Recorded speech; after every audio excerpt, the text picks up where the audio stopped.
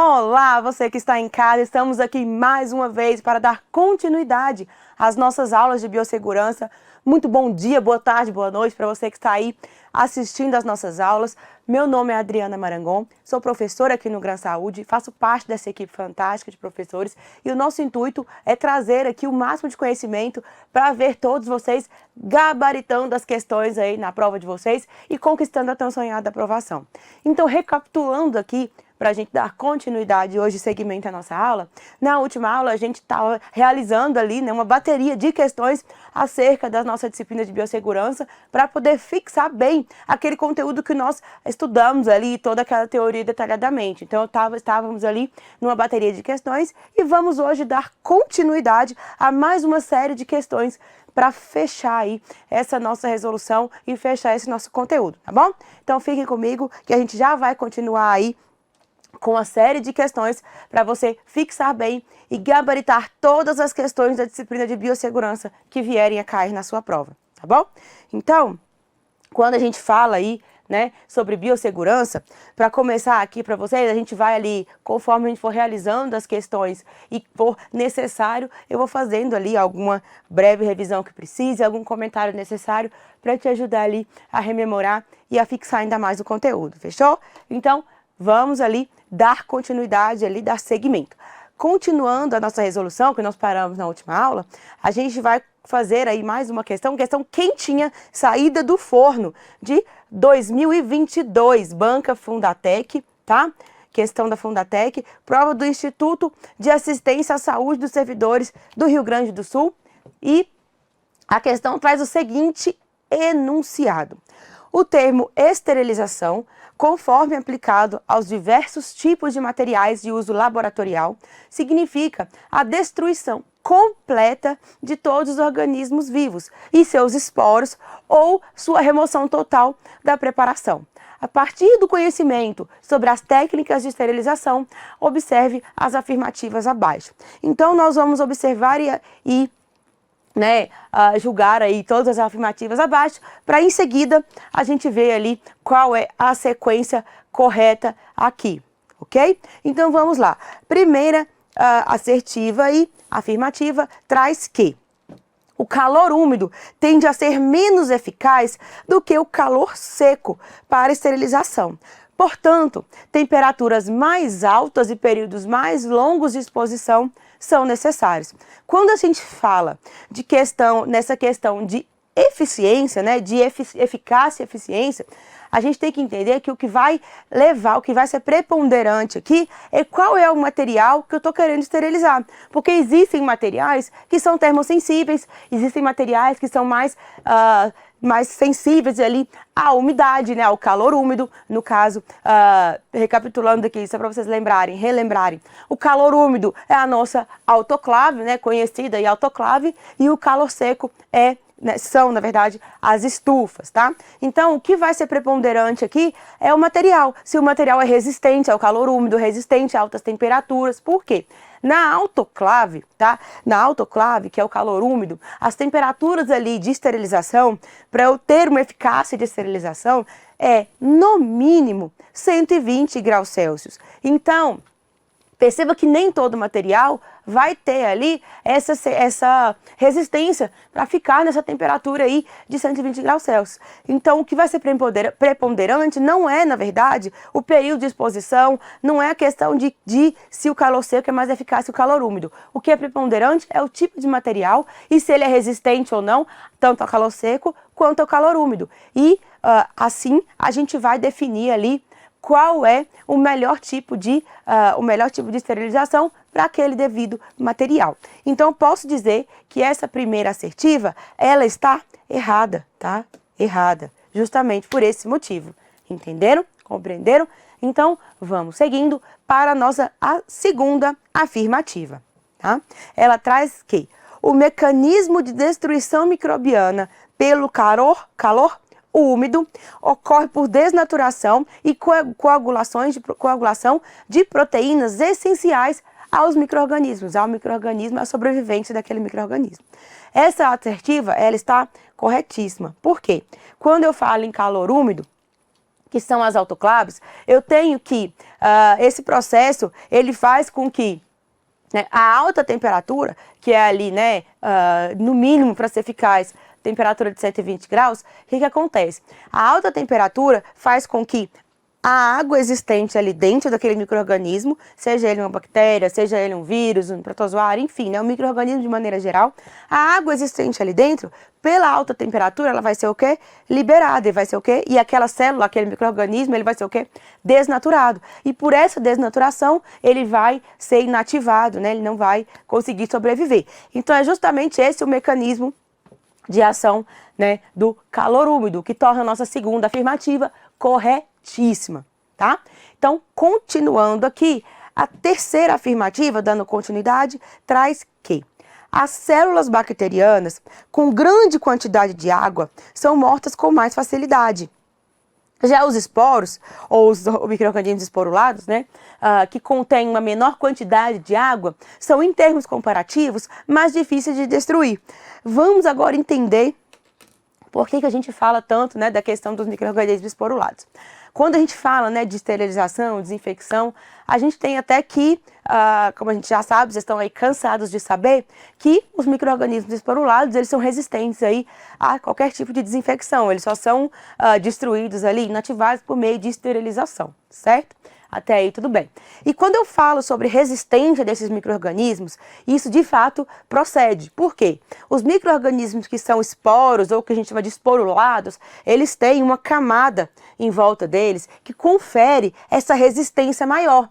E como eles têm essa camada, eles são esporulados, é como se eles fossem envoltos ali numa camada que justamente para que eles tenham ali essa resistência ali a situações extremas, né? Para que ele viva ali, fica ali, viva ali e sobreviva em situações extremas, né?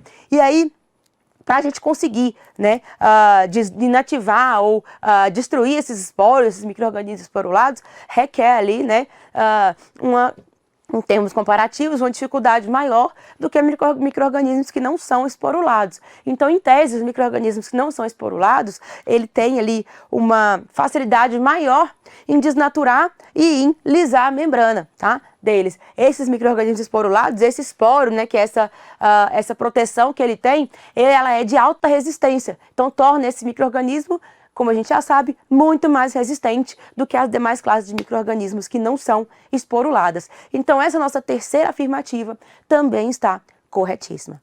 Entenderam? Então, continuando aqui, vimos aí que a terceira também é corretíssima. Última afirmativa traz que a esterilização correta de um produto é assegurada pela escolha do método de esterilização adequado, pela realização correta do método e pela validação de todo o processo. E é exatamente isso que eu estava dizendo quando eu comecei a comentar a primeira assertiva. Que o que é preponderante não é a questão da eficácia, não é se a esterilização é por calor úmido ou por calor seco. É justamente a forma que o método a utilização do método adequado, né, para determinado material, se o material é termosensível ou não é, aí sim, na hora de escolher o tipo, é o método de esterilização adequado, realizar corretamente esse método, utilizar ali, né, toda a validação que eu tenho, o controle de qualidade desse processo. A gente já viu ali nas nossas aulas teóricas os controles de qualidade, né, controle de qualidade biológico, químico. A gente viu ali, né, que, por exemplo, relembrando aqui, só para vocês rememorarem, quando eu falo de esterilização, que é calor úmido, eu tenho ali o controle de qualidade biológico, que é aquela flaconetezinho que vai lá, né, dentro da autoclave junto com o material que eu estou querendo esterilizar, que são alguns micro-organismos que são inoculados ali no flaconetezinho. E aí, após aquela esterilização, eu vou semear aquele conteúdo daquele flaconetezinho numa placa e vou perceber se existe crescimento biológico ou não, crescimento daquele micro-organismo ou não. Esse é um dos métodos de validação da minha esterilização. E tenho também os métodos imediatos, né? Porque, óbvio, depois que eu semear, tem aquele tempinho de cultura. Então, não é imediato esse controle de qualidade biológico. Mas eu tenho também os controles de qualidade imediatos, que é o quê? A coloração, né, os invólucros, né, das minhas todo material que eu coloco no autoclave, né, por assim dizer, eu preciso colocar ele antes no invólucro, ele não pode ser colocado direto no autoclave, tá? Para proteger o material e também como forma de controle de qualidade, porque esse material, esse invólucro, ele é de material específico e ele tem uma fitinha ali que lacra esse material, esse invólucro, que é de material específico, a gente chama de fita zebrada, né? Muita gente conhece como fita zebrada aí no nosso cotidiano. E aí essa fita, ela muda de cor quando o processo de esterilização foi eficiente, quando ele é concluído de forma eficiente. Então, quando eu tiro aquele material de dentro da minha autoclave e visualizo aquela fita, se ela tiver mudado de cor, eu já posso constatar que o meu material foi esterilizado de forma eficiente. Então, o que é preponderante, a esterilização correta ela é assegurada exatamente pela escolha do método correto e adequado de acordo com o material, a realização correta desse método, tá? Pelo tempo correto, da forma correta e a validação de todo o processo pelos controles de qualidade corretos. Então, mais uma vez, assertiva 4 aí, corretíssima, tá bom? Então, corretíssimo, isso que tem aí, que trouxe aí a nossa assertiva 4. Então, percebemos aí que a nossa ordem correta é apenas a 1 está falsa e o restante, todas 2, 3 e 4 verdadeiras. E o que pede a nossa questão? Dos itens acima mencionados estão corretos apenas, lembra que nós falamos que apenas a 1 está errada? Então, a 1, falsa. E as demais, a 2, a 3 e a 4, verdadeiras. Então, isso já traz aqui pra gente que a nossa letra B é a nossa alternativa corretíssima, tá? Corretíssima, nossa alternativa B, que traz que estão corretos apenas os itens 2, 3 e 4, tá? Então, questão super tranquila, apesar do enunciado ser extenso, questão super tranquila aí de responder, tá bom? Seguimos aí para mais uma questão. Mais uma prova aí da Fundatec, do Instituto de Assistência à Saúde dos Servidores Públicos do Rio Grande do Sul, tá? É um instituto vinculado aí à SES Rio Grande do Sul. Então, ele traz que, essa próxima questão traz que assinale a alternativa que apresenta corretamente o nome de um agente que pode ser utilizado na asepsia das mãos.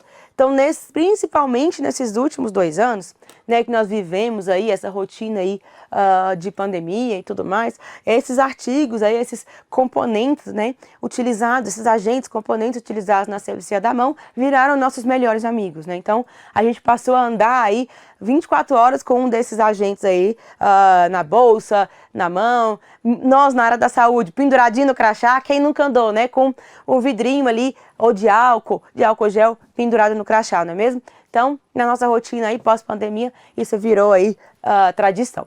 Então, a gente tem ali alguns, né, agentes que são os mais utilizados e são aqueles que a gente mais utiliza na nossa rotina, que é o álcool 70 e a clorexidina, né? A clorexidina também muito utilizada. Então, são os 2 agentes aí mais utilizados na nossa rotina para a asepsia das mãos. Então, vamos ver se nas nossas alternativas aqui tem alguma dessas opções para a gente marcar aqui como alternativa correta, não é mesmo? Então, vamos lá, ver aí analisar as nossas alternativas. Letra A. Opa, letra A já de cara, já mata a questão, né? Ó, clorexidina, que eu acabei de falar. Letra B, metanol, não tem nada a ver. Paroxetina, também não tem nada a ver, só para te confundir. Etanolamina é um composto, mas não tem nada a ver com a asepsia das mãos, também só para te confundir.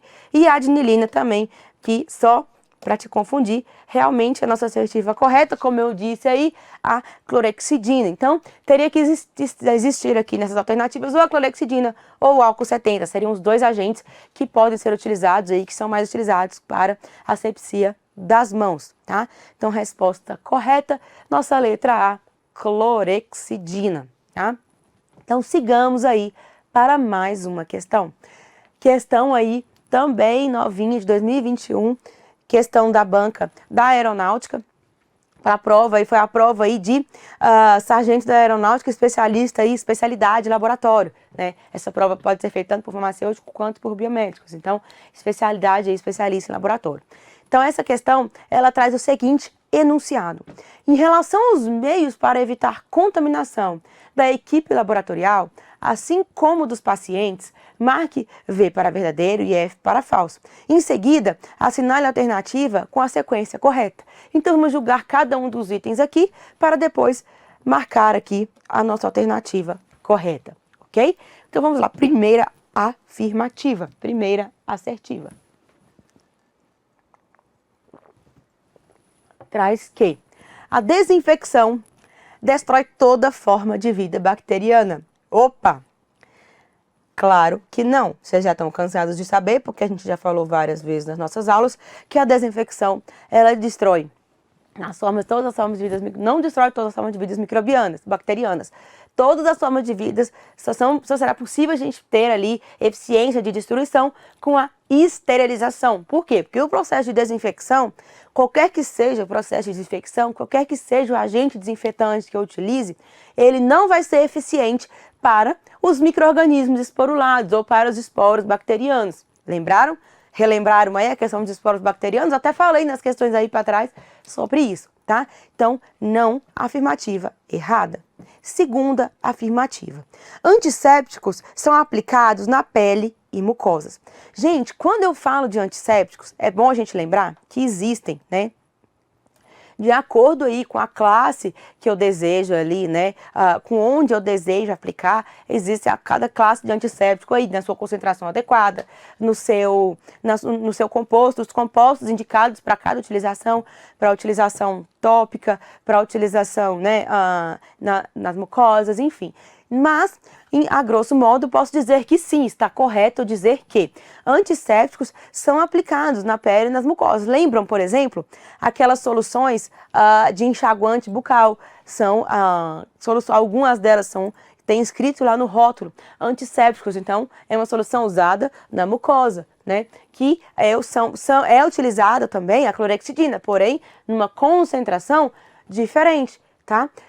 Também pode ser aplicado uso tópico na pele. A gente tem visto aí muito isso, né? Principalmente na pandemia, o uso tópico aí, o antisséptico para usar nas mãos, né? Limpeza das mãos. Então, a gente está cansado de ver. Mas a gente pode utilizá-los também nas mucosas, né? Enxaguante bucal, na mucosa do nariz e assim por diante. Então, via de regra, está correta a afirmativa que fala que antissépticos são aplicados na pele e mucosas, ok? Então, pode sim. Então, aqui a gente tem também que, terceira afirmativa, a clorexidina, lembrando que a gente pode achar escrito clorexidine ou clorexidina, tá? As duas formas vão estar corretas, apesar da gente ver 90% das vezes clorexidina com A no final, tá? O clorexidine de concentração 0,75 a 4% possui alto nível de atividade antimicrobiana.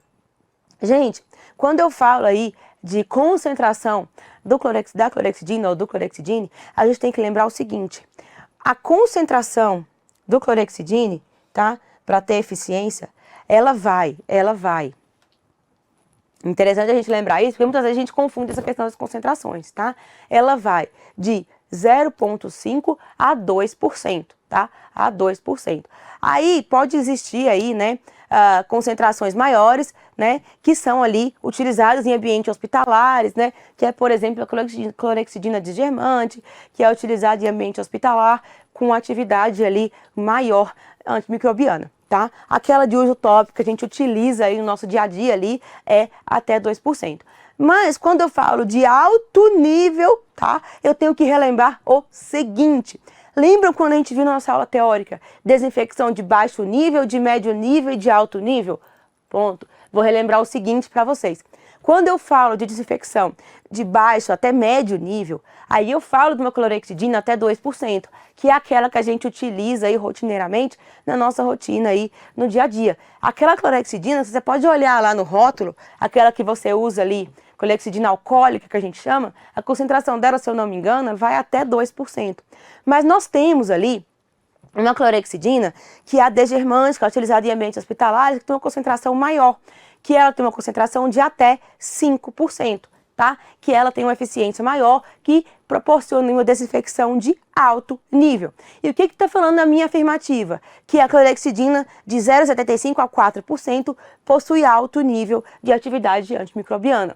Então, por que essa afirmativa está errada, gente? Porque para eu ter um alto nível de atividade antimicrobiana, eu preciso ter uma concentração aí de até 5% de clorexidina, tá? Menos que isso é desinfecção de médio nível, de baixo nível até médio nível, tá? Então, essa afirmativa está errada por esse motivo, tá?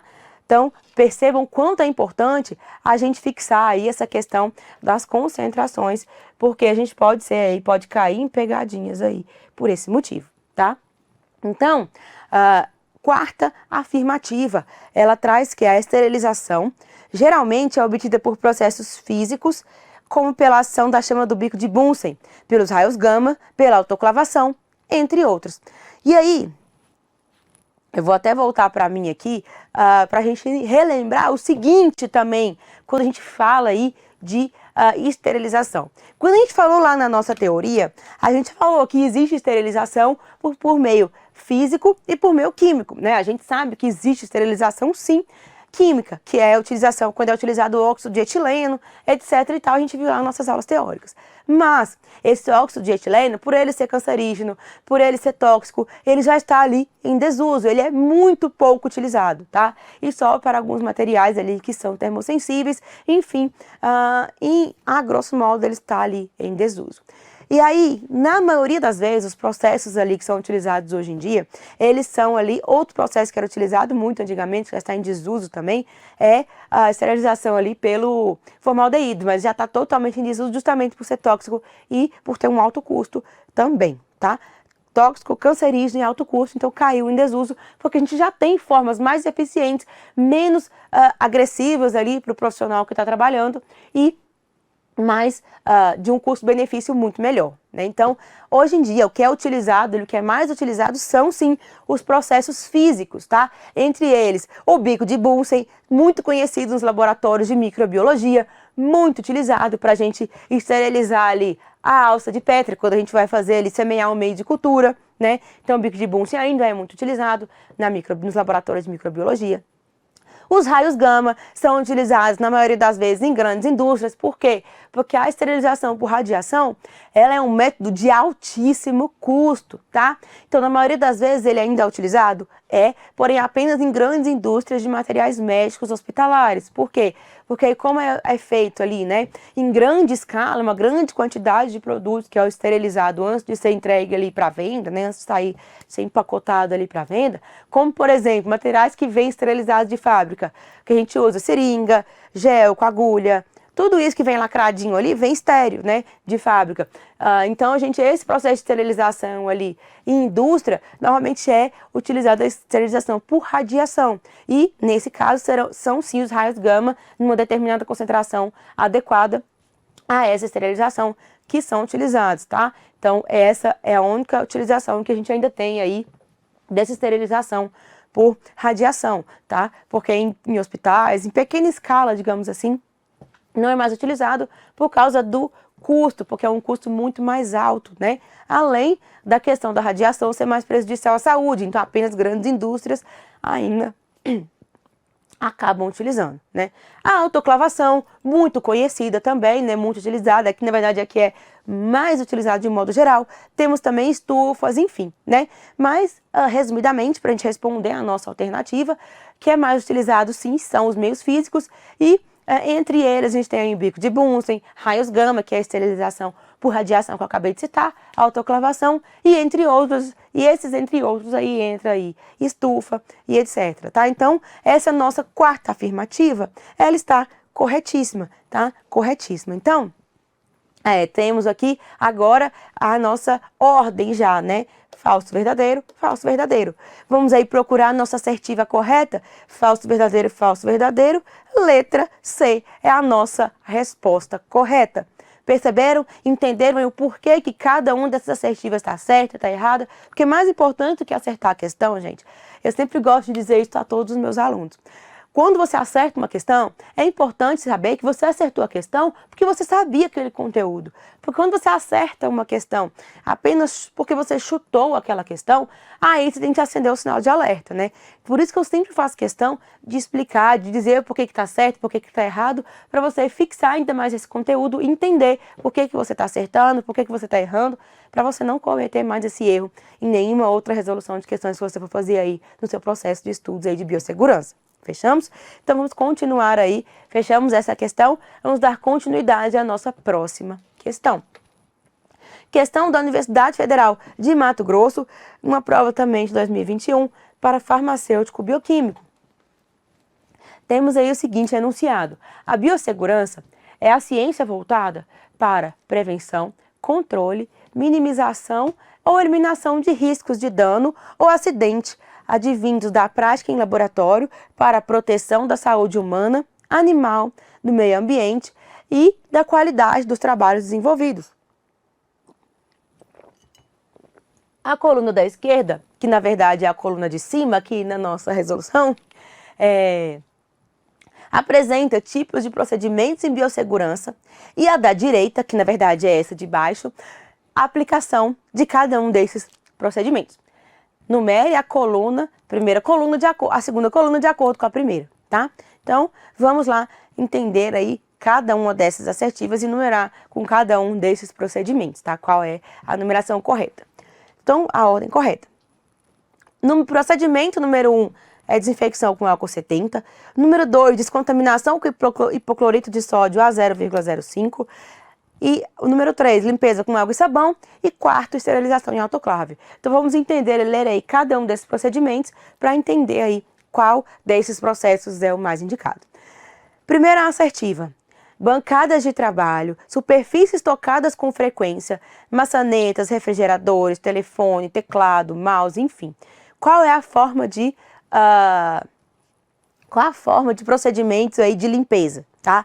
É desinfecção com álcool 70? É descontaminação com hipoclorito? É limpeza com água e sabão? Ou é esterilização em autoclave?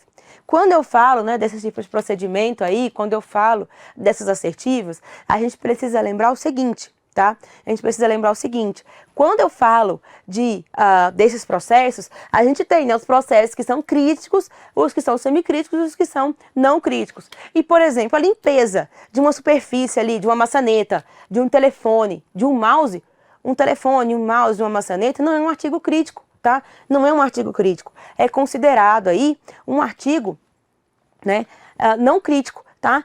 Por quê? Porque a gente toca, tá? A gente toca, tem contato só com a pele íntegra, não tem contato, né? Não tem contato com a nossa mucosa, não tem contato, não transfixa, né? Não transfixa ali, não tem contato com nossos fluidos corpóreos de maneira geral. Então esses artigos que são ali semicríticos, por assim dizer, não críticos, eles não precisam de esterilização, não precisa de nada exagerado, né? Uma descontaminação aí, com hipoclorito, ou até mesmo outras formas ali seriam aceitáveis, tá? Mas dentro das nossas alternativas aqui, vamos ver qual que é a que mais ali se adequa a essa atividade. E temos ali as outras assertivas também pra gente entender aqui. Essa aqui, primeira, bancada de trabalho, superfícies tocadas com frequência, a gente pode elencar aqui como número 2, como descontaminação com hipoclorito. Pode ser, né? E é muito utilizado. Vamos ver as demais, de repente, ali, se realmente a gente pode fechar dessa forma, tá? Número 2, tomadas elétricas, interruptores, equipamentos de laboratório. Esses equipamentos, na verdade, na maioria das vezes, são limpos, aí é uma limpeza mesmo terminal ali, com água e sabão mesmo. Não precisa ali de tanta coisa, ou no máximo passar um pano úmido com álcool 70, né? Por quê? Justamente para que a gente tenha ali uma melhor, por exemplo, uma melhor absorção, uma melhor limpeza, né? Porque a limpeza terminal, apenas com água e sabão, né, ela tem ali a característica de tirar apenas sujidade superficial. Ela não consegue eliminar ali mais profundamente como o álcool 70 consegue descontaminar mais profundamente.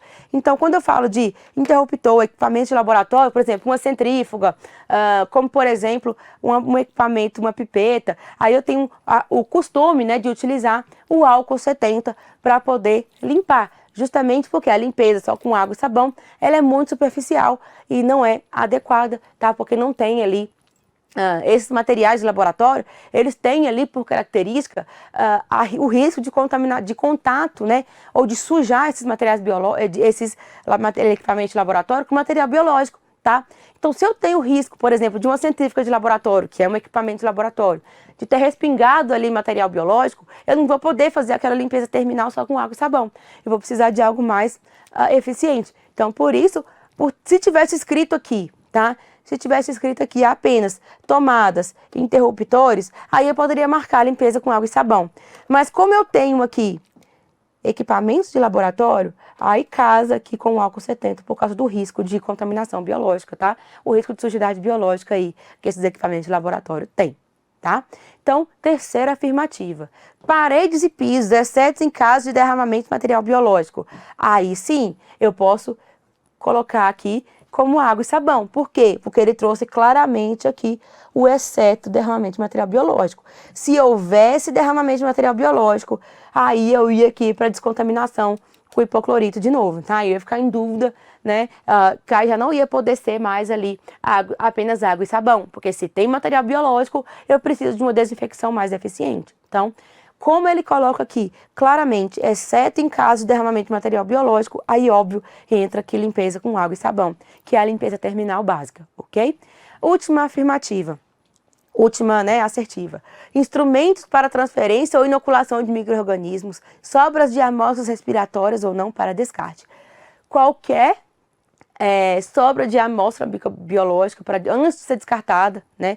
Em todo caso, seja ela respiratória ou não, dependendo ali de qual for o laboratório, precisa ser esterilizada, tá? Em autoclave para eliminar o risco aí de disseminação aí desse micro-organismo presente, né? Potencialmente contaminado. Esse material biológico ele é tratado sempre como potencialmente contaminado e, sendo assim, eu preciso esterilizar antes de descartar, tá?